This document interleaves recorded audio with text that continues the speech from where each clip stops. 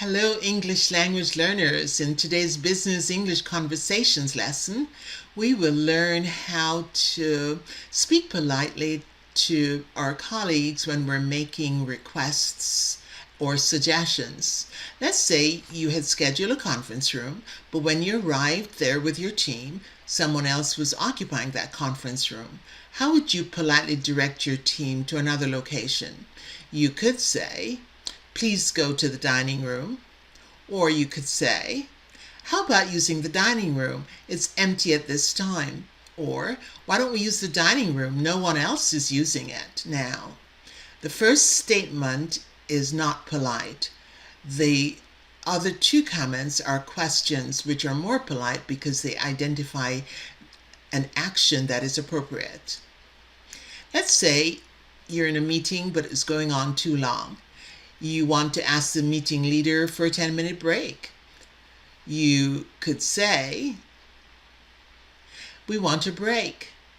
Or, "How about giving us a 10-minute break?" Or, "Could you let us have a 10-minute break? We've been sitting for an hour." The first statement is not polite. The other two are questions that are polite because they identify an appropriate action.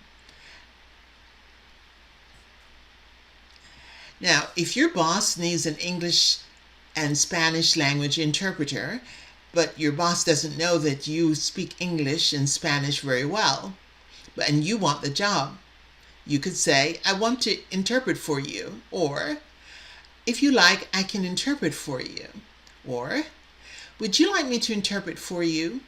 Again, the first statement is not polite.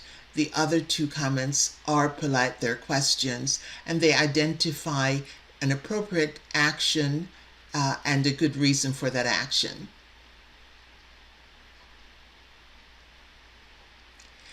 If your coworker is not wearing a mask when he should, and you want to politely challenge his behavior, how would you handle this? You could say, "You should wear a mask." Or, "Has management changed the rules on wearing masks? I'm not sure I have the latest information on this."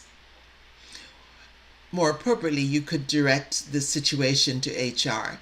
The first statement is a statement and not polite. The second comment is a question and more polite, and it does direct the listener to an appropriate action. If a coworker wants to discuss religion or politics, you don't want to participate in this conversation, what should you say? You could say, "We should not discuss religion or politics in the workplace." Or, "Why don't we change the topic? I would be more comfortable talking about something else." Or, "Could we discuss another topic? I would prefer that." The first statement again is not polite. The other two questions are polite, and it does direct the listener to an appropriate action. A coworker frequently submits error-filled work product to you, and you want this person to improve their work product. What would you say? "You have to improve the quality of your work." Or, "I know this work product can be challenging. Could I suggest an easier way that I found to do it?" Or, "I like what you've done so far on this task. What if we improve this part of the work product?" The first sentence is not polite, but the other two questions are.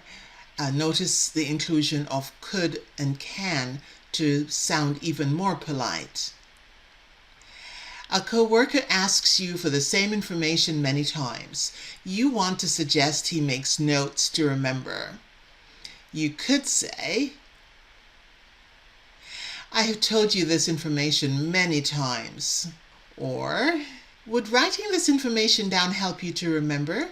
Or, "How about making some notes on this so you can save your time in the future?" The first sentence is not polite, but the other two questions are polite. They do suggest the appropriate action, and for good reason. The team leader suddenly asks you to work late on a project, but you want to leave because of your personal time commitments. So what would you say? Why did you ask me at the last minute? Or, excuse me, but I have a pre-scheduled time commitment. Would you allow me to do this tomorrow? Or perhaps, since the deadline for this project is next week and I have prior appointment at this time, would you allow me to complete this tomorrow? The first sentence is not polite, but the other two statements and questions are polite. Well, that's all for now. If you'd like to see other videos in the series, remember to like and subscribe and share with your friends. If you'd like one-on-one tutoring, join me at verbling.com at verbling.com/teachers/Marie.